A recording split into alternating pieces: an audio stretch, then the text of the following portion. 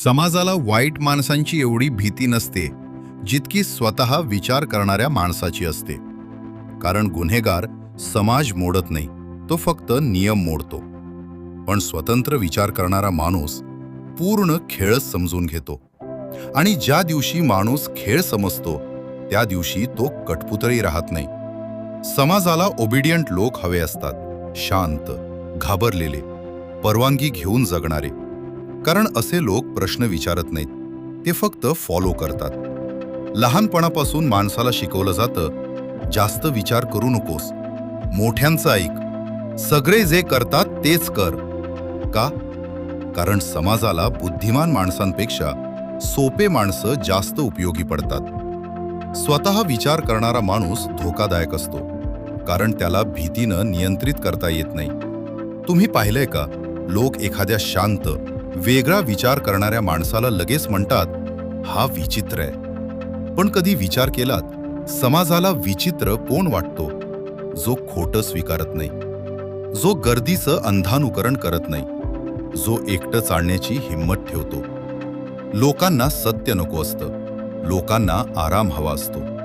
आणि सत्य नेहमी आराम तोडतं. म्हणूनच समाजाला धार्मिक माणूस चालतो, पण जागृत माणूस नाही. कारण धार्मिक माणूस नियम पाळतो, जागृत माणूस प्रश्न विचारतो. आणि प्रश्न विचारणारा माणूस कोणत्याही व्यवस्थेसाठी धोकादायक असतो. समाजाला प्रेम शिकवायचं नसतं, त्याला आज्ञाधारकता शिकवायची असते. कारण प्रेम करणारा माणूस स्वतंत्र होतो, आणि स्वतंत्र माणूस विकत मिळत नाही. म्हणून प्रत्येक व्यवस्था, कुटुंब, शाळा, धर्म, राजकारण सर्वप्रथम तुमचा विचार करण्याचा अधिकार कमकुवत करतात. तुम्हाला उत्तरं दिली जातात, जेणेकरून तुम्ही प्रश्न विचारणं विसरावं.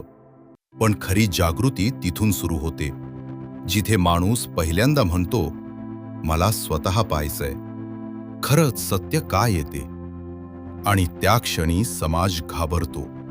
कारण आता हा माणूस क्राऊडचा भाग राहत नाही, तो स्वतःचा होतो.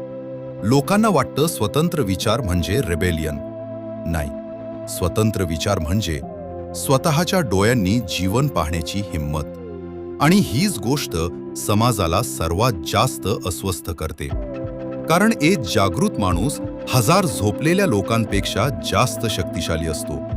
तो ओरडत नाही, तो लढत नाही, पण त्याचं स्वतंत्र अस्तित्वच पूर्ण खोट्या व्यवस्थेला हादरवायला पुरेसं असतं.